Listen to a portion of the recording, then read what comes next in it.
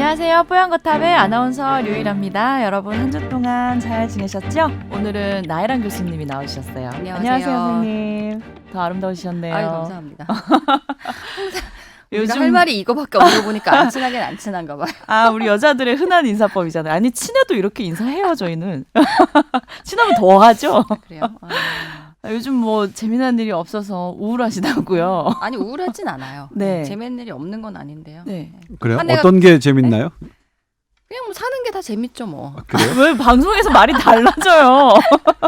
아니, 이제 연말이고 네. 또 한 해가 간다고 생각하니까 또 아. 올해는 뭐 했나 싶기도 하고. 네. 열심히 산다고 사는데 항상 그 열심히 하루를 사는데 항상 한 해가 갈 때면은 뭔가가 조금 허탈한 것 같긴 해요. 다 그러시죠. 뭐. 그쵸. 똑같이 네. 나이 먹는 입장인데. 네. 그 교수님하고 저하고 동갑이잖아요. 그러니까 내년 되면은 이제 40대가 되시나요? 오늘 만담이나 아니지. 풀까요? 아니, 선생님 무슨 나랑 40 동갑 아니었나? 저 우리는- 39대잖아요. 아, 그런 얘기 그러니까 여기서 우리 막- 나이로 왜 우리 말까? 나이로? 아니 여기서 막 하면 어떡해요 그런 우리 얘기를. 나이로 나 좀 마흔. 신비주의. 아니 나도 근데 궁금해서 이제 얘기 꺼내는 건데 이제 40대 입성을 축하드립니다. 40살 되면 그렇게 우울해요, 선배님? 아니 근데 나는 개인적으로 우울해요? 별로 그런 네. 부분에는 이제 안 우울한 게 아, 네. 여자는 20에서 30 넘어갈 때가 좀 제일 우울한 것 같아요. 그때 나는 애 키우느라고 정신이 아, 없어갖고 나는 그때는 거의 인생 끝난 줄 알았어요. 아, 진짜. 네, 이게 이제 끝났다. 자기의 라이프 네. 스타일에 맞춰서 뭔가 느끼는 게 다를 어. 수는 있나 근데 보다. 이제 그거 한번 넘어가니까 네. 별로 이제 충격이 없더라고요. 아직 안 넘어가셨잖아요. 또 12월에 그쵸. 울고 있을지도 네. 몰라요. 이제 약간 많이 포기해가지고요. 저는 어제 어떤 생각을 했냐면 아까 사실 여기 뽀얀거탑을 녹음하기 위해 회사에 오려면 이제 제가 있던 서울대병원에서 택시를 타고 오고 있는데 네. 나는 왜 재미가 없을까? 재미가 없던 그 계기가 뭘까라고 하면 이제 재미가 없게 모든 것에 대해서 재미가 없어진 것과 비슷하게 온 게 이제 분노거든요. 분노가 줄어든 거거든요. 예를 들면 제가 요즘에 이제 분야가 모든 줄어들었다. 줄어들었어요. 제가 좀 이렇게 요즘 다운되신 그 거죠. 전화상에서 어떤 취재원이나 이런 분들과 얘기를 할 때 좋은 내용도 있고 감동적인 것도 있고 화가 나는 것도 있거든요. 화가 나는 경우는 뭐냐면 이분들이 처음에 저한테 정확한 정보를 전달하려고 하는 게 아니라 나를 약간 속이려고 하는 예를 들면 어떤 원본 자료는 이렇게 다 A는 C다라고 되어 있는데 A는 그러니까 예를 들면 A는 C와 비슷하다라고 되어 있는데 네. 그걸 번역한 그 공문에는 A는 C와 같다 이렇게 했단 말이에요. 근데 여러 정황을 봐서 A와 C는 같다고 얘기할 수는 없는 것 같아서 제가 원본을 달라고 한 적이 있어요. 원문을. 그랬더니 역시 원문에는 A와 C는 같다고 할 수는 없다. 비슷하지만 같다고 할 수 없다. 이렇게 쓰여 있어요. 네. 그러면 어떻게든 대단히 화가 나는 거죠. 정말 화가 나는 거죠. 근데 그때도 제가 뭐라고 그랬냐면 예전에 5년 전에 조동찬이었으면 절대로 참지 않았을 거다. 선배 원래 화가 많으신 스타일이셨군요. 성질이 안 좋잖아요. 또 둘러서 얘기했는데 바로 이렇게 직설적으로 또 얘기해 주시네. 아니 이거 맞겠다 이러다가 그래서 이따가 맞겠어. 그래서 뭐 특별히 이를 제기 예전 같았으면 절대로 내가 그냥 넘어가진 않을 선배 텐데 조심해야겠다. 지금은 앞으로. 별로 뭐 화가 나지만 예전처럼 그렇게 큰 화는 나지 않으니까 이러시면 안 됩니다. 정말 이러시면 안 됩니다. 그리고 다음번에는 그런 어떤 방점을 두는 게 아니라 기자가 원하는 건 어떤 정부의 방점이 아니라 있는 그대로의 사실이니까 그렇지 않으면 해석을 하지 마시고 그냥 원문을 첨가해서 주시라. 그래야 우리가 사실 A는 C다와 A는 비슷하지만 같지 않다라는 건 상당히 다른 말이기 때문에 네. 그랬던 적이 있는데 이제 제가 이제 비유적으로 얘기했어요. 만약 네. 어떤 사안에 대해서 이걸 노골적으로 얘기하면 그분의 이제 딱 특정되니까. 네. 그래서 분노가 준 게 좋긴 한데 네. 재미까지 줄어서 그건 참 그런 것 같아요. 그러니까 근데 들어보니까 지금 이제 드디어 정상인이 되신 것 같아서 축하드리고요. 좋은 현상인 것 같고 그 분노가 주는 거랑 재미가 같이 떨어지는 거는 연관성이 있다고 볼 수는 없을 것 같아요. 재미는 또 같이 만들어갈 수 있는 거지 않을까요? 네. 아니 근데 저는 개인적으로 그래, 있다고 생각하세요? 있다고 생각해요. 전문가가 네, 또 이렇게 네. 얘기하니까 아니 그게 네. 어디 조사를 봤더니만 20대랑 70대의 행복 지수를 조사를 했대요. 근데 어디가 더 높을 것 같으세요? 20대랑 70대? 어. 70대죠, 무조건. 조 선배는 어디 조 기자님? 70대는 제가 경험해 보지 않아서 모르겠지만 제 나이와 40대와 20대라고 한다면 그건 40대일 것 같아요. 그러니까 저도 20대는 아니에요. 그렇게 생각을 했거든요. 네. 근데 이게 조금 아이러니하게도 정답은 두 개의 행복 지수가 같대. 그 비슷할 말은 것 같다. 네. 20대에는 강렬한 행복이 있기는 하지만 70이 되면 그런 강렬한 행복은 없는데 여튼 소소한 행복을 찾아서 충분히 그게 평형을 이룬다는 거죠. 뭐 이 말이 다 맞는 건 아닌데 이제 그런 논리로 봤을 때 또 강렬한 행복이 떨어지는 만큼 강렬한 분노도 저는 같이 떨어질 수 있을 것 그래요? 같고. 저 같은 경우는 제가 나이 들면 들수록 저 스스로 이렇게 어떤 사람인지 생각해 보잖아요. 근데 사람들 어렸을 때는 사람들 만나는 거 오히려 좀 이렇게 뭐 걱정도 많고 괜히 무슨 뭐 얘기 나올까 봐 이렇게 조심도 많이 하게 되고 해서 이제 소극적인 뭐 스타일이었는데 나이 들수록 참을성은 커지는 건 맞잖아요. 저희가 이제 어른이 되다 보니까 그러면서 이제 노는 재미를 찾는 건 오히려 좀 더 적극적이 되더라고요. 아줌마 돼서 그런 거 그런 아니에요? 한국 그러니까 아줌마시네. 제 기준으로 봤을 때 저는 참을성은 커지고 재미는 더 늘어나는 그런 것 같은. 아니 근데 네. 저도 그런 것 같아요. 네. 네. 근데 조 선배는 이제 곧 그 뭐죠? 부록 넘어가지고. 갱년기. 갱년기 이미 지나. 남자 갱년기 오셨나 보다. 갱년기는 보니까 옛날부터 좀 있었던 거. 근데 지금 딱 나이가 갱년기 나이잖아요. 그렇죠? 그 50이 되면 뭐죠 그거? 그거 있잖아요. 부록 말고 다음이 그 다음이 뭐예요? 지천명. 지천명. 그러니까 지천명 할 일단 때쯤 뭐 되면 이런 대화는 아무 의미 없고요. 저는 뭐 알겠습니다. 그렇지 않고요. 그렇지 않습니다. 사실과 다른 이런 적이고요. 그다음에 저는 그다음에 이제 방금 얘기했지만 강렬함과 빈도인 것 같은데, 그러니까 20대는 행복의 크기 한 가지 행복 에피소드의 강도는 상당히 크고, 그다음에 70대는 그 강도는 낮으나 빈도가 많다. 그렇기 때문에 총량이 같다라는 말씀을 하신 것 같은데, 정리 저는 잘하신다. 아니 그냥 수학적으로 생각해 봤을 정리 뿐이에요. 잘하셔. 네. 저는 어떤 삶이 더 맞는 것 같냐, 저 개인적으로 어떤 걸 더 추구하냐면 20대 같은 삶? 아니요. 아니 근데 그게 아니 사실은 빈도였어요. 그러니까 제가 이제 예전에 어떤 인터뷰에서 한 게 뭐냐면, 아닌데 제가 본 선배님은 아닌데. 저는 제가 이제 저도 우울증을 앓았던 적이 있고 네. 상당 기간 불면증에 시달렸던 적이 있는데, 그때 저를 지탱했던 게 뭐냐면 똑같은 24시간인데 100일 중에 51일을 불행하지 않고 행복했다면 그 인생은 내 인생은 행복한 인생이라고 내 스스로를 평가해주고 싶다는, 그게 이제 저를 지탱하는 데게 힘이었거든요. 그러니까 100일을 다 행복하는 건 불가능하니까 50일을 내가 100일을 산 것 중에 51일이 불행하지 않고 행복했다면 내 인생 그냥 자체를 행복한 인생이라고 생각하자라고 저를 스스로 생각했어요. 그래서 저는 행복은 어떤 강도의 문제가 아니라 빈도에 관한 영역이라고 생각하고 했는데, 이게 이제 저는 말씀드렸지만 계속 제 생각이 바뀌잖아요. 제가 팔랑귀라서 누구한테 한번 뭐 들으면 확 바뀌고 그러는데, 아시니 다행이네요.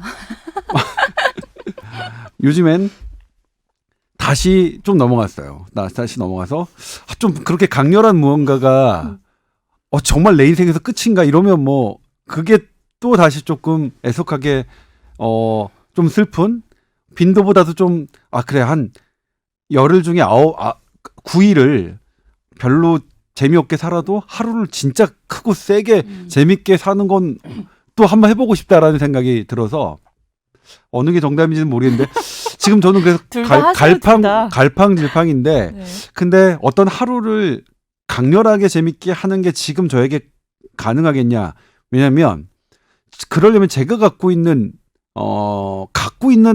있다고 생각하는 게 많은 것 같아요. 예를 들면 20대 같은 경우에는 새벽 4시까지 5시까지 놀고 막 그렇게 하더라도 뭐 사실 내일 그러니까 그 다음 날 데미지가 학교에서 수업을 안 듣는다거나 아니면 친구와의 약속을 못 지킨다는 거나 이럴 게 그 정도였다면, 지금은 새벽 4시 5시까지 놀아서 그 다음 날 놀 수가 예정 없이 없어, 우선. 왜 우리 물론 그렇긴 하지만 또 가는데 회사?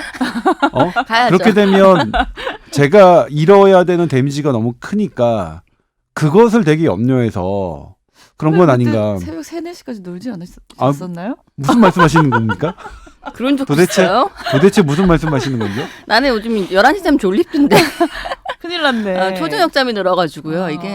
이게 진짜 인간의 변화라는 게, 네. 그러니까 참 인간은 동물이다. 맞아요. 그래서 정말 계속 변하죠. 내가 내 아무리 스스로도. 특출난 사람이라 하더라도 다 그 인간의 변화를 다 따라간다.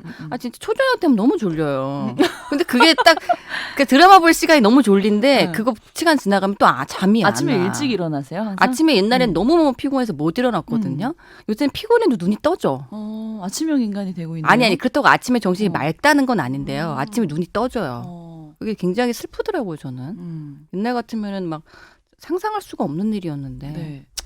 얘기를 듣다 보니까 우리가 왜 이렇게 소소한 행복이 많은 삶과 강렬한 행복이 조금 있지만 그래도 행복을 느끼는 날이 있는 삶과 왜 비교를 하나 싶어요.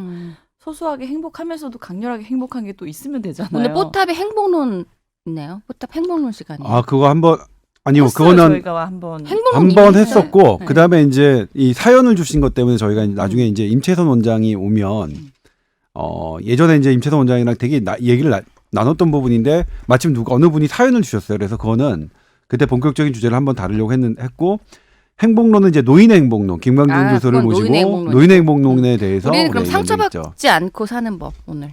오늘 상처받지 않고 사는 행복론. 그렇죠. 그래서 저희가 오늘 왜 이렇게 시작부터 계속 쓸데없는 얘기를 쓸데 있죠. 사실 뭐 아니, 사실 하나 되게 하고 중요한 혹시 이야기죠. 오해하실까봐. 근데 네. 사실 이게 주제였습니다 오늘. 예. 음. 오늘 주제를 저희가 좀 뭐 이 주제를 잡아봤는데 얼마 전에 또 좀 안타까운 연예계에 안타까운 사고가 있었잖아요.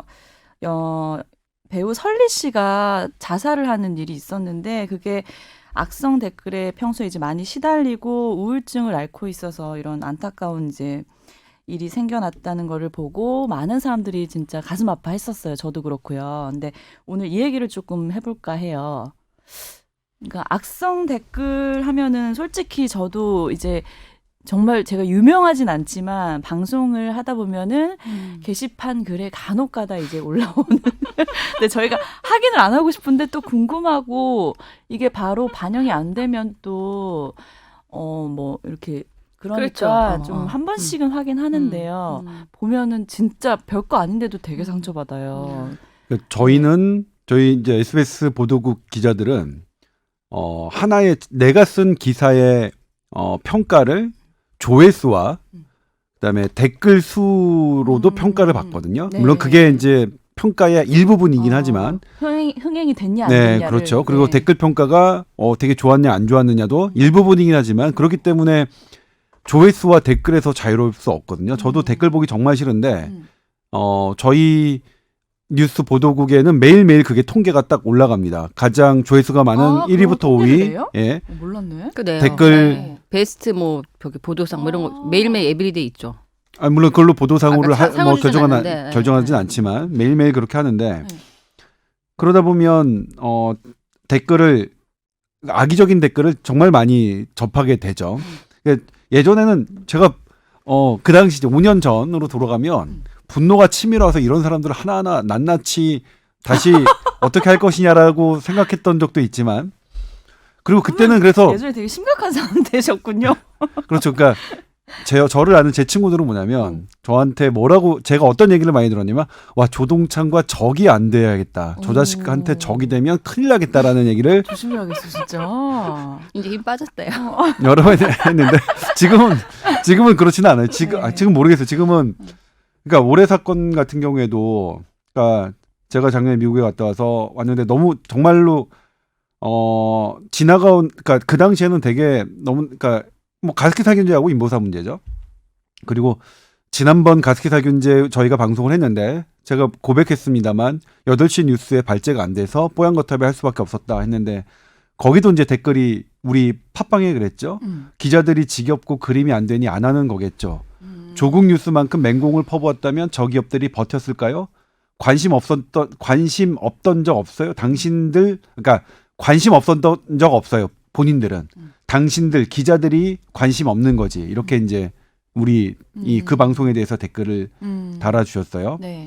물론 이제 선한 선한 댓글도 있었습니다. 응원하는 댓글도 있긴 했지만 그러면 일단 이 댓글을 보는 순간 저는 어떤 생각이 들면 일단 되게 서운하죠. 그러니까 예를 들면 가습기 살균제뿐만 아니라 전 논 게 아니라 다른 많은 이슈들을 계속 보도하고 했는데 마치 이걸 보면 니네는 뭐 그림되고 뭐 이렇게 이런 것만 해가지고 뭐 기사되는 거지 우리들은 늘 관심 있었던 거지 니들이 안 한 거 아니야 라는 말씀이시잖아요. 근데 이걸 그런 피해자라고 생각해 본다면 이해가 돼요. 처음에는 피해자로서는 사실 피해자가 내가 가습기 살균제 피해자라면 다른 주제를 예를 들면 막 핫하게 진행됐던 조국 사태나 뭐 다른 인보사 사태나 그런 거에 관심을 둘 여력이 없을 거 아니에요. 네. 이게 나에게 너무나 심각한 문제고 내 애를 매일매일 병원을 데려가야 되고 돌봐야 되는데 아무도 안 도와주는 이런 상태라면 다른 걸 생각할 여력이 없을 거다라고 생각해서 만약 이 글을 쓰신 분이 피해자라면 이건 내가 받아야 되는 댓글이다라고 생각이 들었어요. 그러니까 처음에 봤을 땐 너무나 서운했지만 보니까 그리고 이제 지난주 가습기 살균제 그 방송을 저희가 이제 해드렸는데 검찰 관계자가 그것에 대해서 의견을 표현해 주셨습니다. 네. 저희가 이제 일요일 날 새벽 월요일 날 0시에 업로드가 됐는데 월요일 날 오전에 바로 그 듣고 의견을 답을 보내주셨어요. 네. 오후네요. 오후 1시니까 오후네요. 어쨌든 당일날 네. 검찰 수사 결과 가습기 살균제 제조 판매업체 관계자들을 기소하였고 1심 재판이 진행되고 있습니다. 증거인멸 등 피고인 일부는 1심 판결이 선고됐습니다. 이렇게 알려주셨는데 이제 이건 어떤 의미가 있냐면 제가 그날 방송에서 대한민국 정부가 가습기 살균제를 만든 국내 제조 회사에 대해서 벌을 가한 게 제로야 됐다. 아무것도 하지 않은 것이라고 제가 말씀을 드렸는데 네. 그것에 대해서 그게 아니라는 설명을 해주신 것 같아요. 그러니까 이미 네. 그러니까 왜냐하면 검찰도 행정부니까요. 근데 제가 이제 그날 방송에서도 말씀드렸지만 검찰 수사 결과는 남아 있지만, 그러니까 검찰이 수사 결과는 앞으로 진행돼야 되지만 네. 현재까지 확정된 죄는 없다라는 의미로 이제 말씀드린 건데, 네. 근데 이제 어쨌든 그래도 수사하시는 수사상에 있다. 수사하고 있는 검찰 검찰 뭐라고 해야 되죠? 관계자분. 검찰 님이라고 해야 되나요? 관계자분.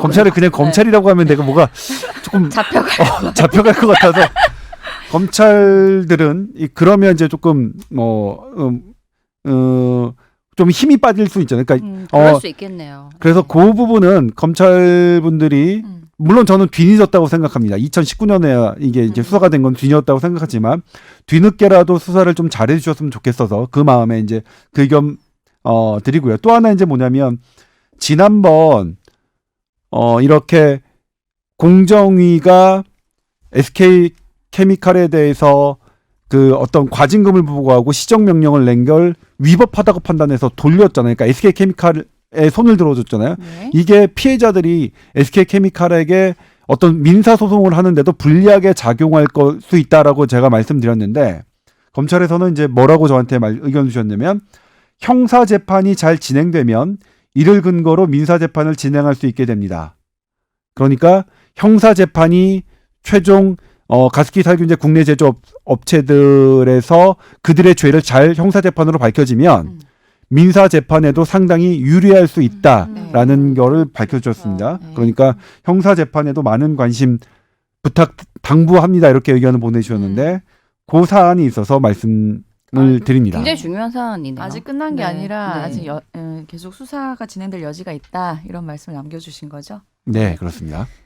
뭐 그런 면이 있는데 이제 오늘 주제를 다룰 게 이제 이런 악성 댓글이죠. 그리고 그래서 정신과 전문의인 네. 나혜란 교수님께서 이 부분에 대해서 이제 정신의학적인 측면을 이제 네. 같이 얘기해 줄 텐데 어쨌든 저는 뭐 기자로서 뭐 이렇게 해서 뭐 우리 의료 아나운서도 악성 댓글에 시달린 적이 있죠? 그러니까 있나요? 선배님 얘기를 들어보면 기자로서 이런 악성 댓글은 어떻게 보면 관심이고 내 기사가 얼만큼 논란이 됐냐라는 거를 볼 수 있고 또 이분의 입장을 이해할 수 있는 어떤 여지가 있기 때문에 오히려 나쁘지 않을 것 같은데 저희 입장은 보통은 저희가 화면에 이제 나오는 사람들의 입장이니까 주로 외모에 대한 거라든지 어떤 기자도 외모 비판 꽤 와요. 네, 그런 뭐 말 실수 하나 가지고 막 네. 꼬투리를 잡는다든지 어. 큰 그림이 아닌 거죠 어떻게 보면은 저 같은 경우는 너는 뭐 매일 뭐 얼굴 고치고 나오냐 이래요. 근데 한 번도 고친 적이 없어 방송하고 나서 왜 이런 댓글을 내가 고민을 하게 그러네. 되잖아요. 그래. 왜 이런 댓글을 쓰셨을까?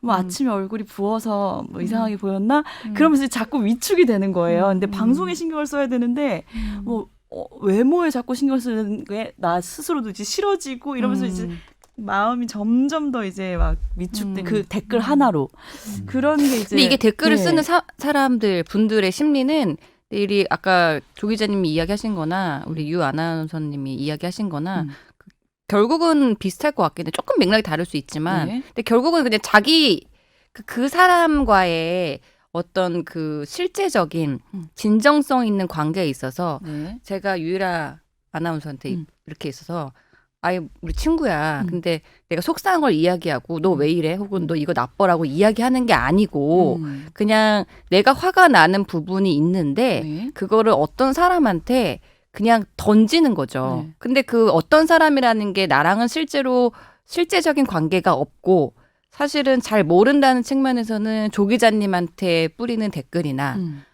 우리 유 아나운서님한테 그 뿌리는 성질은 댓글이나 같은 거예요? 성질은 네. 같은 거죠. 근데 아니 왜 이 얘기를 하냐면요. 이런 경우가 되게 많은데 저도 사실 악플 달려본 적 꽤 있어요. 좋은 오. 선플도 있지만. 왜요? 그러니까 뭐 어떤 내용도 경우였어요? 기자로서의 내용도 있고 네. 그러니까 나는 이런 걸 보도했는데 삐딱하게 보는 사람들이 항상 있잖아요. 근데 이제 그분들도 들어보면 입장이 있죠. 그리고 또 반면에 또 뭐 그런 마이너한 것들 뭐 외모 같은 거 그런 거 있죠. 근데 사실 그게 좀 신경 쓰이잖아요, 사실. 쓰인단 말이에요. 뭐 좋은 것도 있지만 근데 아무튼 신경 쓰이죠. 외모는 뭐라고 뭐 악플이 주로 뭐 달렸나요? 기자치고는 예쁘다 뭐 이런 거 뭐야? 미안합니다. 선풀이잖아 네. 그건. 아니 근데 나쁜 것도 있죠 사실 뭐 여튼 근데 네. 농담이고요 이거는. 네. 근데 아무튼 무엇을 얘기를 하고 싶으냐면 아니에요. 분명히 다른 것도 있었을 텐데 본인이 기억하고 싶은 댓글만 기억하는 거죠. 그건 맞아요. 선택적 기억은 맞고 다른 건 잊어버렸어요 그냥. 보고 싶지 않아요. 네. 반대로 기자치고 너무 뭐 외모가 좀 아닌 것 같다는 댓글도 있을 수 있었을 거예요. 예. 있었는데요. 근데 이제 좋은 경우만 선택하신 거겠죠? 저는 마음이 건강하니까요. 근데 아무튼 그게 아니라 저도 사실 아예- 솔직히 말씀드리자면 네. 저는 기자치고가 아니라 네. 의학 전문 기자치고는 좀 생겼네. 그래서 이게 기분을 좋아해야 되는지 나빠야 되는지 모르겠어요. 의학 기자가 애매하죠. 의학 전문 기자가 몇 명 안 되거든요. 몇 명 안 되는데 의학 전문 기자치고는 좀 생겼네. 좀 그리고 좀 뭐지? 많이도 아니고 좀. 그리고 저는 뭐냐면 어떤 것도 저가 받아봤냐면 실명을 건 페이스북에서 받아봤습니다. 그분은 현직 응급의학과 교수입니다. 뭐라고 했냐면 조동찬은 말하는 게 너무 답답해. 말하는 뭐 발음도 별로 안 좋고 답답해서 난 쟤 싫어 이렇게 딱 표현을 했어요. 본인 실명을 걸고 그러니까 본인 실명 걸었으니까 클릭해 보니까 지방의 한 대학의 뭐 응급의학과 교수더라고요. 네. 이걸 어떻게 할 것인가 고민이 느껴야죠. 빠졌어요. 근데 이곳은 어떤 되게 이제 비난이라고 볼 수 있느냐, 그러니까 그냥 비난이라고 봐야 되느냐, 평가라고 봐야 되느냐를 제가 이제 고민을 하다가 이건 평가로 봐야겠다. 평가는 자유니까. 그래서 그냥 사실 비난도 자유긴 해요. 어찌 보면. 그렇죠. 근데 비난과 그러니까 예를 들면 우리가 비난을 할 수 있는 수준과 비난을 하는 걸 넘어서 비판으로 가야 되는 것은 조금 그러니까 둘 다 자유긴 하지만 네. 사회적 지위에 따라 그에 대한 책임은 좀 있어야 될 것 같아요. 그러니까 영향력이 있는 비난을 예. 공적으로 하는 것은 책임을 좀 그렇죠. 져야죠. 그리고 예. 비난이 이제 비판이 되려면 비난은 우리가 근거 없는 것을 비난이라고 하는 거죠. 비판이라고 하는 것은 잘못됐다고 얘기하지만 근거를 가지고 있는 게 비판이라고 하는 건데 네. 제 목소리가 제가 답답하다 뭐 한다면 그분이 이제 비판이 되려면 어떤 근거가 있어야 되죠. 얘의 목소리 톤이나 뭐나 이런 것들은 그다음에 이런 것을 전달할 때 어디가 잘못됐다라는 게 된다면 이게 비판인데 저는 그래서 평가라고 생각한 겁니다. 평가야 되게 주관적인 기준으로 그분이 제시하지는 않았지만 조동찬 의 오디오 전달력이 평가라고 생각해서 그러니까 비난이다. 조동찬 그러니까 이렇게 했다면 제가 그랬겠죠. 근거 없이 왜 공공연한 것에서 그리고 사회적 그러니까 그분이 국립대거든요. 국립대 교수니까 공인이 돼요. 법적으로 공인이거든요. 공인이 공공연한 거에 어떤 공중파 기자, 저도 공인이거든요. 공중파 기자라서 그 공인을 그렇게 원색적으로 하는 것은 법적으로 문제 삼을 수 있다라고 얘기를 할까 하다가 그냥 그랬죠. 평가라고 생각해다. 평가다라고 판단. 아니 이거를 근데 뭐 판단 많이 법적으로 굳이 노력하셨네요. 한다면 예. 명예훼손죄 같은 거나 뭐 이런 거잖아요. 음. 그렇죠? 근데 이게 근거가 있기 때문에 나는 명예훼손이 안 될 것 같은데. 근거는 뭐야? 주변 사람 다 그렇게 생각해? 막 이러고. 팩트기 때문에 이거는 뭐 죄송합니다. 예. 아니, 일단 그 상처 제가 하지 받죠. 않았고요. 예. 근데 아무튼 뭐 기분 나쁘더라고요. 기분 네. 나쁜데 아니, 근데 제가 이의를 제기하지는 않았어요. 그리고 이런 사안도 제가 이제 지금이니까 지나고 나서 그러니까 그게 한 5년 전인가 그럴 거예요. 5년 전인가 그럴 텐데 하진 않고 있는데 물론 이제 개별적으로 말씀드리자면 국립대 교수 신분으로서 그렇게 어떤 사람에 대해서 예를 들면 왜 그분이 그런 말씀을 하셨는지 짐작은 가요. 그러니까 제 짐작은 뭐냐면 그분이 생각하는 것의 방향으로 제가 기사를 쓰지 않았거든요. 어떤 정책에 대해서.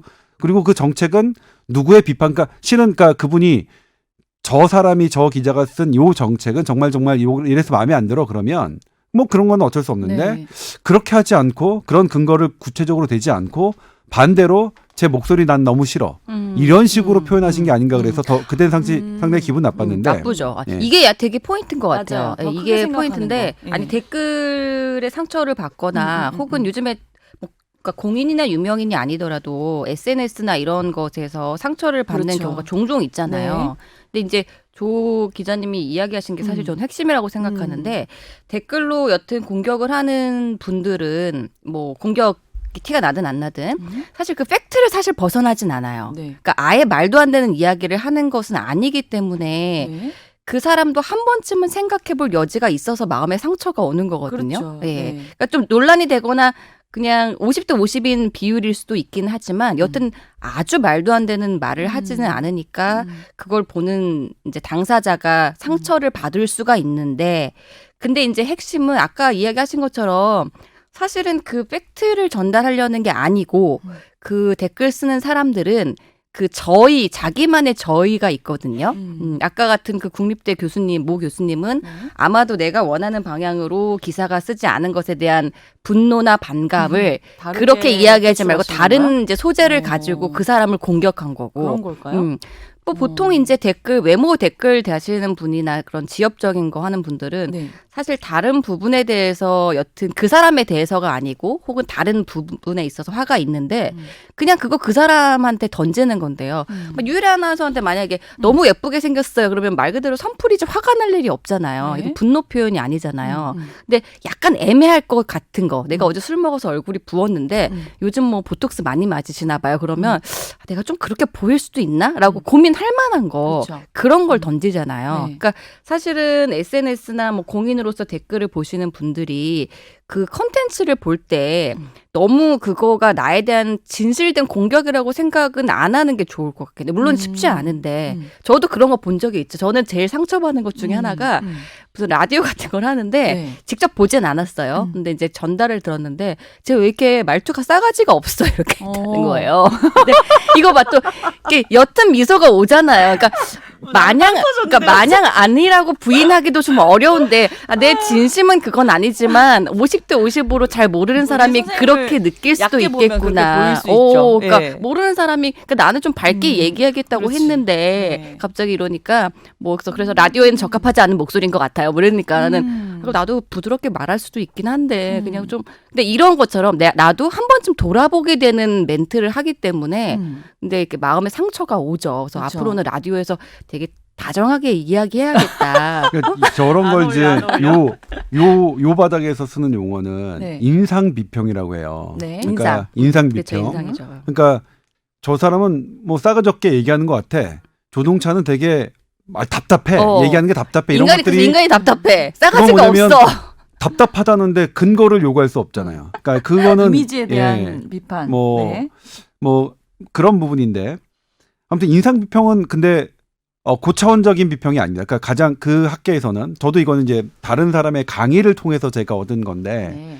인상 비평이 주가 된 사회는 합리적인 논의가 안 된다고 돼 있어요. 음. 그러니까 인상 비평을 가급적 하지 마라. 난 제가 그냥 싫어. 난 제가 답답해. 제가 싸가지 없는 것 같아. 라는 말은 쉽게 할 수 있는데 반박도 어렵고. 근데 그런 말을 하지 마라. 네. 저 사람이 얘기하는 포인트가 무엇이 나를 불편하게 했는지를 곰곰하게 생각해서 그것의 구체적인 것을 들어서 거기다가 하자라고 하는 것이 요 논의의 적이라서 그러니까 저희는 이제 기사를 쓸 때 그러죠. 인상적인 그걸 기술하지 마라. 뭐 예를 들면 뭐 정부의 뭐뭐 발표는 되게 답답하다는 평가가 많습니다. 라고 쓰지 말라는 거예요. 그러니까 네. 되게 저차원적인 우리가 지양해야 되는 그런 거라서 뭐. 근데 이게 이제 결국은 감정적인 건데요. 네. 그러니까 아니 합리적인 비판은 할 수 있죠. 근데 여튼 댓글이라는 게 결국은 익명이기 때문에 대부분 익명이거나 그렇죠. 혹은 이제 조금 걸러가는 거기 때문에 네. 이제 그래서 이런 것들이 저차원적인 거를 왜 거기다 하겠어요. 네. 그러니까 저차원적인 게 나오겠죠. 음. 그래서 사실 그거는 당연한 건데 아까 이야기 이제 못한 게 음. 여튼 받아들이는 사람은 그렇게 받아들이지 않는 게 좋겠고 그게 근데 방법이 쉽지가 않잖아요. 아니, 이제 네. 환자들이 네. 이제 아주 쉬운 비유로 암 진단 같은 거 받거나 이제 암 치료 받으실 때 네. 잘 안 됐을 때 있잖아요. 음. 그게 되게 화가 나는 경우가 많거든요. 물론 네. 이제 수긍하시는 분들도 있지만 뭐 이제 이론에도 있어요. 암 진단을 받았을 때 사람의 심리가 심정 상태가 어떻게 변해가는지 처음에는 막 아니야 아닐 거야. 그러다가 뭐 나한테 왜 이런 일이 났지? 분노하다가 나중에는 막 절망하고 뭐 이런 거 있거든요. 근데 이제 그런 걸 보면 그 환자가 의료진한테 선생님 왜 저 치료 이거밖에 못 해줘요? 뭐 예를 들어서 선생님 저 치료 뭐 제대로 하고 있는 거 맞아요? 막 이렇게 삐딱하게 나갈 때 의료진은 또 상처를 받죠. 나름대로 나는 최선을 다하고 뭐 살리려고 하는 건데 잘 안 될 수도 있고 잘 안 되는 경우도 있고 특히 말기암 환자 같은 경우에 근데 이제 그때 그 환자가 화를 내는 이유가 결국은 그 의사한테 화가 난 거라기보다는 내가 암에 왜 걸렸지? 혹은 내 치료가 왜 안 됐지? 내가 죽는 것에 대한 이런 공포나 두려움 때문에 그 감정을 그냥 그 사람한테 던지는 내가 거라는 대상이 거죠. 됐다라는 거죠. 근데 이제 그 사람도 의사가 이제 좀 돌아볼 만한 거를 던지지 아주 맥락 없는 걸 던지지 않거든요. 근데 모든 어떤 악성 댓글을 다는 사람들의 어떤 표현 심리라는 게 그런 것 같아요. 그러니까 뭔가 내가 뭐 그 사람한테거나 비합리적이거나 아니면 다른 것에 화가 나는 것이 있는데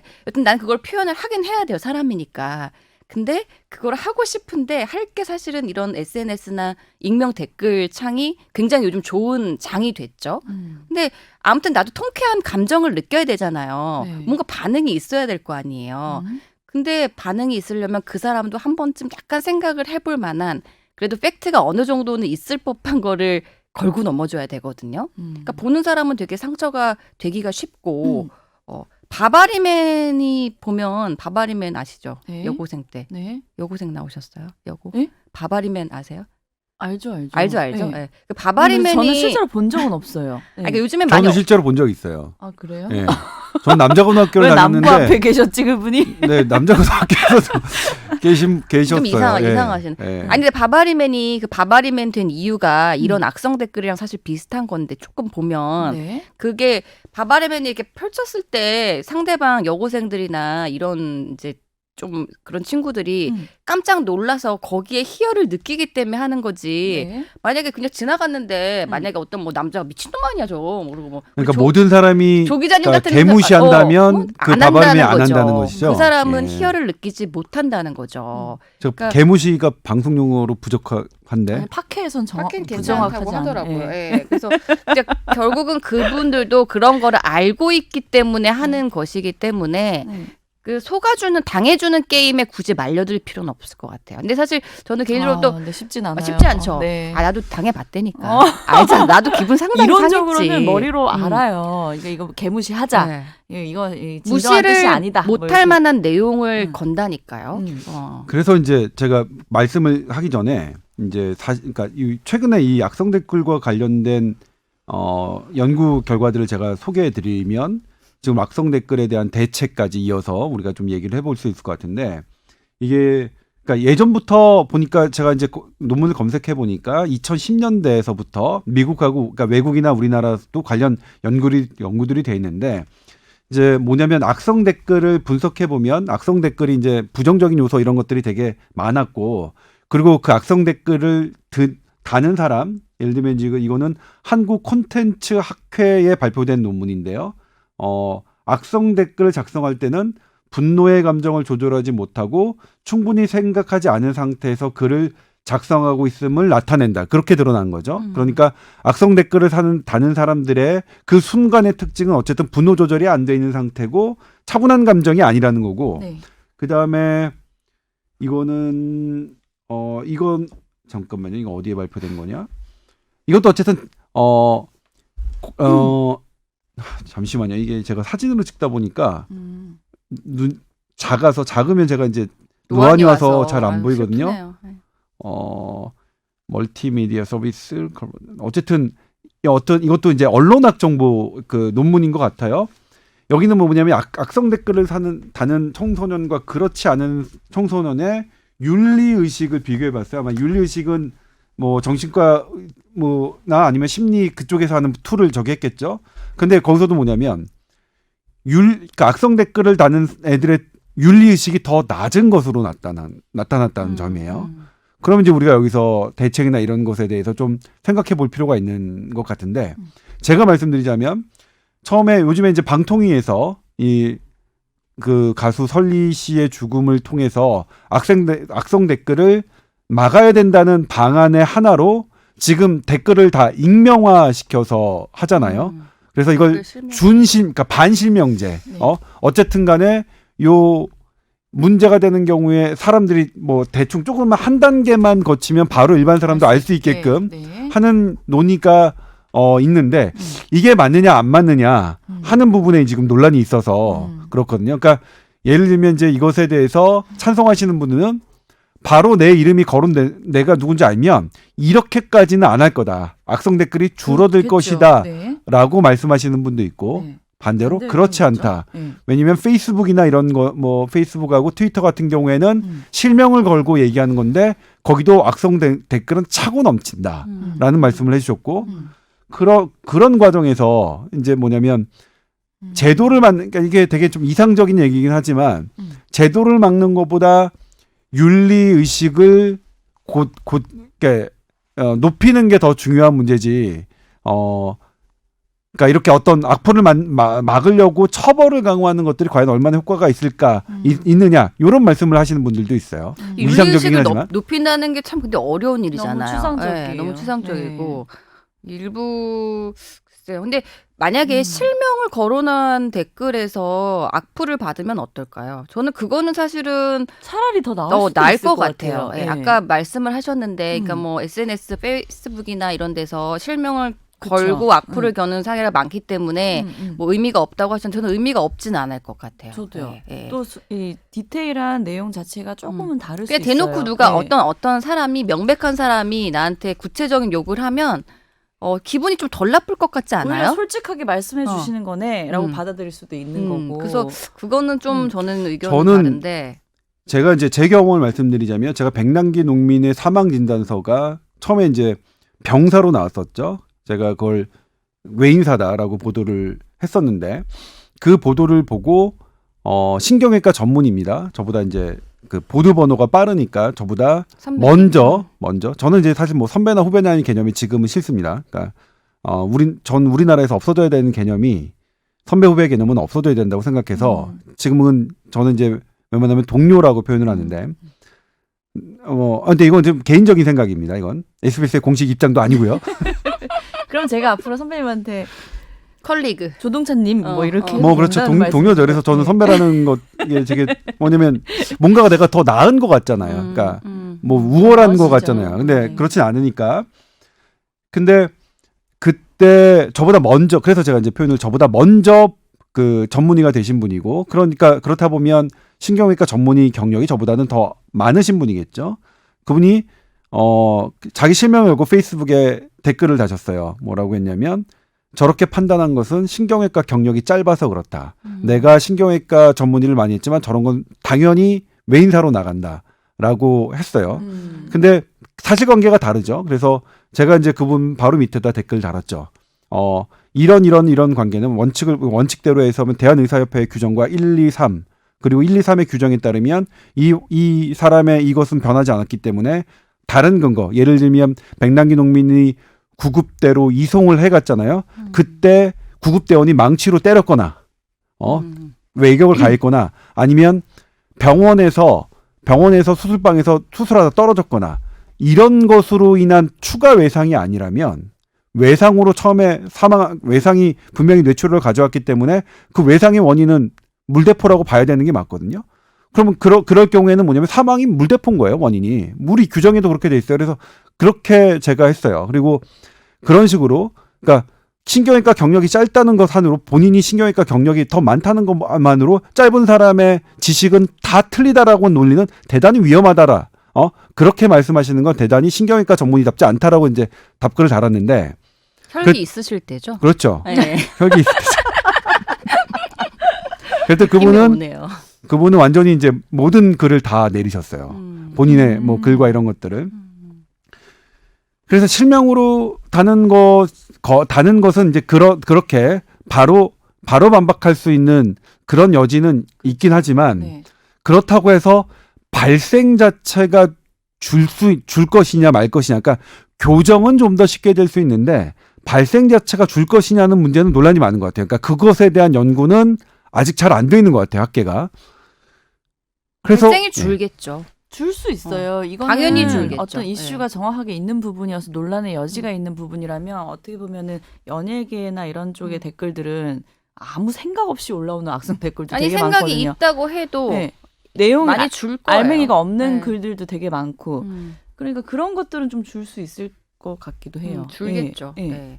근데 그러면 이제 약간 사회가 규제할 수 있는 범위가 내가 어떤 사람이 어떤 사람한테 상처를 줄 수 있는 행동을 어디까지 규제할 수 있느냐의 문제가 우선 들어갈 것 같은데. 그러니까 맞아요. 지금 나혜란 교수가 지금 얘기해줬던 게 되게 우리 언론에서 생각하는 위험성인데 예를 들면 어떤 규제가 강하다 보면 복지부 장관이 어떤 말을 했는데 복지부 장관의 이 말은 난 대단히 부적절하다고 생각하라고 하는 비판도 누군가가 어떤 뭐 코에 걸면 코걸이 귀에 걸면 귀걸이가 될 만한 그런 규정을 가지고 제 낙성 댓글이니까 처벌해 이런 식이 될 수 있거든요. 그러니까 규제가 강해지면 자연스럽게 따라오는 게 합리적인 비판이 줄어드는 것도 있거든요. 그러니까 예를 들면 실명제로 하면 분명히 줄어들 거라고 저도 예상은 해요. 물론 제가 말씀드린 거는 그것에 대한 확실한 근거, 학문적인 근거가 아직은 없다. 그러니까 그걸 하려면 그런 연구부터 먼저 해야 된다는 거를 이제 말씀드린 거고 저도 줄 거라고 예상되는데 그것만 주는 게 아니라 익명성으로 보장됐던 그러니까요. 권력자에 대한 그런데- 합리적 비판도 줄어들 우려가 있어서 그런 부분들은 어떻게 할 것이냐. 물론 오늘은 이제 설리 씨의 그 죽음으로 저희가 이제 이 이슈를 달았기 때문에 네.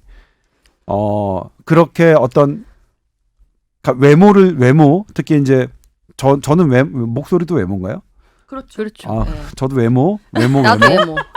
외모로 악성 댓글을 뭐 당해본 물론 그런 설리 씨 같은 유명 연예인보다는 제가 받은 거는 아주 뭐 세 발의 피 태산의 티끌 정도밖에 안 돼서 제가 감히 그분들의 고통을 뭐 이해한다라고 얘기하는 건 뭐 말도 안 되는 얘기겠지만 아무튼 그런 지금 여러 가지 현상에서 그런 악성 댓글로 상처받는 분들이 늘어나고 있고 그것이 잘못된 결과들로 이어지고 있는 것은 그것 또한 상당히 우리가 좀 심각하게 봐야 되는 것 같긴 해요. 제가 그냥 기자로서 느끼기에는. 아니, 그러니까 저는 아까 조 기자님이 얘기하신 맥락은 이제 그런 익명성을 배제하고 나면 어떤 나올 수 있는 좋은 합리적인 비판이나 대안도 줄어들 네. 수 있다라고 하셔서 그 부분도 공감을 하는데 제가 좀 더 아까 이야기했던 맥락은 그런 부분보다는 여튼 실명을 거론을 하고 어떤 비판을 했을 때 네. 기분이 나쁘잖아요. 그래서 나혜란이 아니 유일아 씨가 나혜란한테 네. 나혜란 씨는 참 싸가지가 없는 것 같이 보입니다라고 했어요. 네. 그럼 제가 그걸 보고 기분이 나쁘겠죠? 네. 근데 유일아 씨가 한 걸 알아요. 네. 근데 여튼 나는 기분이 나쁘잖아? 근데 이런 경우에 여튼 전반적인 사회의 입장에서 누가 누구를 기분 나쁘게 하거나 이런 것들을 중재를 할 만한 권리가 있느냐에 대한 거예요. 그러니까 예를 들어서 뭐 나혜란 씨는 얼굴이 왜 이렇게 못생겼어요? 뭐 한 거 아니에요? 뭐 이런 걸 했을 때 실명을 가지고 거론했어요. 근데 여튼 나는 기분이 나빠. 근데 그거를 제지할 권리가 사회에 있느냐는 말이죠. 근데 이거는 아까 이제 언론 쪽에서 보는 익명성이 배제되면 합리적인 비판도 줄어들 것이다라는 좀 다른 측면인데요. 네. 이제 악성 댓글을 결국 규제를 하게 되면 만약에 이제 그래 그럼 실명제로 했어. 인터넷 실명제로 해. 실명제로 해도 악플을 달 수 있잖아요. 네. 근데 그러면 그 다음에는 어떻게 할 거예요? 처벌을 내리는 단계까지 가야 되는 건지. 그러니까 예, 나혜란이 복잡해지죠. 조동찬한테 했는데 네. 조동찬 기자님 왜 이렇게 답답하십니까? 목소리 뭐 인성도 답답하실 것 같습니다. 이렇게 했어요. 조동찬 선생님은 기자님은 기분이 나빠요. 그럼 나혜란을 처벌할 거예요? 그러니까 이 부분에 있어서 좀 애매하거든요. 그래서 사실은 이게 뭐 제가 법을 하는 사람은 아니지만 저는 이제 정신과 의사로서 자꾸 아까 좀 어떻게 보면은 이상적으로 보일 수 있는 이야기를 했다는 게 누가 누구를 비판하는 거는 사실은 어떻게 보면은 그 비판하는 사람도 감정 표현의 자유가 있기 때문에 완벽하게 제도적으로 차단하기도 어려울 것 같거든요. 근데 결국은 그러면 당하는 사람들이 공인이든 일반이든 내가 내 마음을 조금 피해가는 방법, 노하우를 사회적으로 좀 익혀야 하는데 네. 다 모르잖아요. 이게 네. 어떤 SNS나 이런 것들이 최근에 너무 급격하게 이제 잡힌 어떤 사회 문화적 그렇죠. 현상이기 때문에 내가 어떻게 해야 상처를 받지 않는지에 대해서도 사람들이 잘 모른단 말이에요. 근데 모르는 거는 우리가 뭐 나이가 어른이라고 다 아는 건 아니니까 좀 사회적으로 이런 것들을 많이 같이 문화적으로 공유하는 것이 필요할 것 같은데 제가 그래서 어줍지 않게 전문가로서 생각해 본 방법은 네. 여튼 이제 이 사람들은 결국은 나를 알아서 진심으로 비판하는 게 아니라 그냥 자기의 화를 나한테 어떤 쓰레기를 던져서 내가 쓰레기를 맞은 것이다. 그러니까 나는 최대한 그거를 물론 피해가면 좋겠지만 만약에 맞았다 하더라도 내가 뭔가를 잘못했다기보다는 내가 좀 재수 없어서 정말 뭐 똥을 밟았다, 쓰레기를 맞았다고 생각하고 얼른 그걸 털어내야 된다라는 맞아요. 그런 것들을 좀 사람들이 공유를 해야 될 것 같아요. 이게 꼭 공인이 아니더라도 SNS에 어떤 댓글 같은 거 올라올 때 보면 결국 상처받는 게 그런 심리가 많은 것 같거든요. 근데 막상 그 뭐 페이스북이나 이런데 실명을 거론한다 하더라도 그 사람이 나에 대해서 진정성을 가지고 알고 그런 건 비판하는 아니죠. 거는 네. 거의 없어요, 네. 솔직히. 근데 내가 상처받는 거는 마치 그것 때문에 내 어떤 본질이 정말 자존감이 상처를 받기 때문에 상처를 받는 거거든요. 그러니까 나도 내 인식 자체도 내가 고쳐갈 필요도 있다는 거죠. 그러니까 우리가 요즘 그냥 쉬운 말로 너 멘탈 갑이다 이러잖아요. 그러니까 멘탈 갑이 돼야 된다는 거네요. 예. 멘탈갑. 네. 예. 멘탈갑이 되면 좋은데요. 뭐 멘탈갑이라는 거는 사실 너무 또 하여튼 저는 항상 환자들이 오면 답을 줘야 되거든요. 뭐든지 내가 그래도 조금이라도 도움을 돼야 돼요. 그래서 멘탈갑이 되세요라고 하는 거는 좀 무책임한 것 같아서 정말 구체적으로 같이 계획을 세워보거든요. 네. 이게 좀 전문적인 용어로 하면 우리가 이제 인지행동 치료다. 네. 인지 사고를 바꾸는 치료라고도 하는데 네. 하여튼 이건 사회적으로 새롭게 나타난 현상이기 때문에 네. 어떤 병으로 취급이 되진 않았지만 어떤 정말 많아요. 20대 남성이나 여성분들 중에 자기 뭐 페이스북이나 SNS 같은 거 인별그램 같은 거 보고 되게 뭐 반응이 없어서 상처를 받거나 혹은 네. 반응이 내가 원하지 않는 반응에 상처받는 경우 되게 많거든요. 네.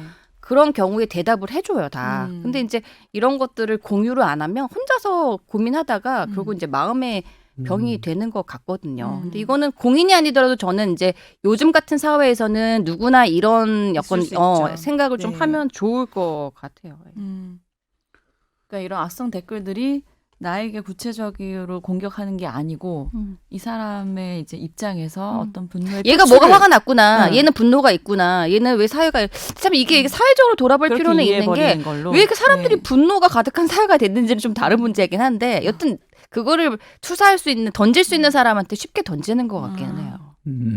그러니까 그런 거네요. 제가 빵빵거리면 누가 빵거리면 쟤는 나한테 한 게 아니라 한 게 아니라 저 사람 지금 그냥 원래 그냥 혼자 빵한 짜증난 건데 거네. 빵한 건데 제가 어디서 지금 마침 방향이 나네.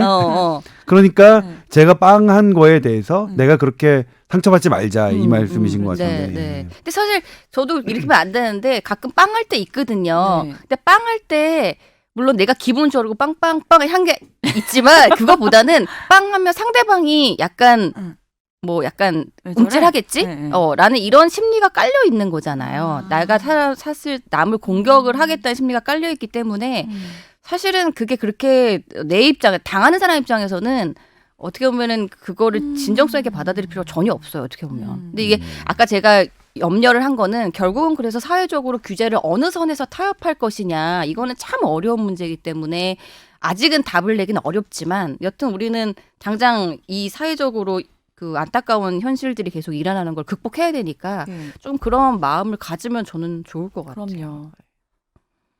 그리고 제가 이제 그 생명 있기 그 장기 기증 하고 있는 그러니까 우리 말로 정확히 모르겠는데 이제 질병관리본부에서 장기이식 센터가 있는데 그쪽 분들과 이제 언론 보도와 장기이식 이 문제에 대해서 이제 계속 지금 토의를 진행하고 있는 건데 그 과정에서 제가 이제 저도 모르던 거를 이제 알게 된 게 뭐냐면 장기 기증이 언론 보도에 상당히 영향을 예민하게 반응을 하더라고요. 특히 유명인이 어떤 장기 기증을 하는 것들이 보도가 되면 장기 기증이 확 늘어요. 근데 반대로 어떤 장기 기증에 대한 부정적인 뉴스, 네. 예를 들면 장기 밀매, 장기 적출, 그 다음에 장기를 기증했더니 아무것도 안 해준다, 이런 것들이 있으면 이게 떨어지는 거예요. 네. 떨어지는데, 근데 거기서 재미나게 발견됐던 거는 뭐냐면 어떤 사람들에서 그렇게 부정적인 보도가 장기 기증을 안 하겠다라는 걸로 이어지느냐를 살펴봤더니 장기 기증에 대해서 아는 정도, 지식 정도가 낮았던 사람들이 부정적인 뉴스의 영향을 더 많이 받더라. 그럼 거기서의 이제 교훈은 뭐냐면 장기 기증을 부정적인 긍정적인 뉴스를 내는 것도 되게 중요하지만 일반 분들이 부정적인 뉴스에 흔들리지 않도록 기본적으로 그러니까 장기 기증이라는 게 어떤 것이고 어떤 절차를 하면 어떤 효과가 있다라는 것을 교육을 시켜드리는 게 훨씬 더 중요하다라는 교훈이 있잖아요. 그런 얘기가 있었는데 맞아요. 이 댓글 부분 같은 경우에도 맞아요. 악성 댓글이 얼마나 다른 사람에게 피해를 주고 할 수 있느냐를 그러니까 우리 청소년 이런 데한테 교육하는 문제도 상당히 중요한 이슈인 것 같고, 그리고 반대로 우리 나령 교수님이 지적하셨던 대로 이렇게 상처받지 않는 것, 이런 것이, 그러니까 그들이 악성 댓글을 다는 심리가 나에 대한 공격이지만 실은 나에 대한 공격이 아니라 그의 부족함, 그의 어떤 무언가 문제점이 나라는 대상을 통해서 나타나는 거라는 것도 좀 더 교육이 이루어진다면 네. 그런 것들을 좀 참고해 볼 만하지 않을까라는 생각이 들었어요. 이거는 너무 건전한 이야기라서 교과서 같긴 하지만 사회가 성숙해가는 어떤 과정인 것 같아요. 계속 변화니까 그러니까 현상이 나타나니까 어쩔 수는 없고, 우리가 교육이라는 것이 꼭 무슨 수학 배우고 역사 배우고 이런 것뿐 아니라 정말 잘 지내기 위해서, 짧은 인생을 잘 지내기 위해서 하는 것들인데, 조 기자님이 이야기하신 것처럼 그렇게 나는 내 감정을 표현할 권리가 있고 또 한편으로 나는 내가 상처받지 않게 나를 지켜야 될 의무가 있다. 이런 것에 대해서 조금 변화하는 사회에 대해서 저는 캠페인이나 또 교육이나 이런 것들 하는 게 정말 필요하다고 생각을 하고요. 무조건 피해가는 거는 능사는 아닌 것 같아요. 그렇다고 모든 걸 다 차단할 수는 없을 것 같고 점점 이런 커뮤니케이션은 더 자유로워질 텐데 이런 것들을 법적으로 규제한다. 저는 그거는 오히려 시대에 좀 맞지 않을 수 있다는 생각을 하고요. 저도 개인적으로는 그렇게 생각해요. 네. 모든 어떤 일어나는 우리들의 문제를 법으로 법으로만 해결한다는 것은 맞아요. 그것은 전 개인적으로는 좀 근데 맞지 집단 의식이나 집단 문화가 분명히 성숙할 수 있거든요. 이게 70년, 60년, 50년대랑 지금이랑은 많이 사고가 차이가 난 것처럼 네. 결국은 그거를 많이 알고 같이 논의함으로써 바뀔 수 있어요. 예, 그건 정말 바뀔 수 있다고 생각하기 때문에 사회적으로 이런 것들을 이번 기회나 이런 것들을 통해서 정말 더 많이 논의를 하고, 그러니까 논의 차원에서 끊지 말고 좀 실제적으로 이런 것들이 많이 퍼졌으면 좋겠어요. 그래서 하여튼 뭐 이런 게 뭐 사회가 변화간 과정일 테니까 하여튼 뭐 좀 안타까운 일이었지만 앞으로는 좀 더 논의가 많이 됐으면 좋겠어요. 얘기하다 보니까 이런 좀 약간 이런 행복론이나 이런 거 굉장히 재밌네요. 괜찮네요. 그렇죠. 네. 네. 제가 개인적으로 다음번에 하고 싶은 거는 네. 그 행복한 죽음 같은 것도 한번 하면 좋겠다. 죽음. 네, 그래, 의학적으로도. 그거 좋아요. 네, 좋아요. 네, 네. 그래서 오늘 악플에 대한 얘기를 했는데 악플을 다는 사람들의 이제 그 생각도 많이 바뀌어야 되지만 받는 사람의 입장도 좀. 어떻게 보면은 조금 성숙하게 이거를 대체하고 대응할 수 있는 두 개가 능력을 동시에 키워나가야 이루어져야 제일 될 좋을 것 같아요. 그래서 오늘 말씀 감사드리고요. 다음에 어, 또 우리 언제 봐요? 또 한 달 뒤에 네, 보는 한달 거겠죠? 뒤에. 네. tower@sbs.co.kr로 또 궁금한 사항 있으시면 많이 올려주세요. 오늘 여기까지 하겠습니다. 감사합니다. 네, 고맙습니다. 감사합니다.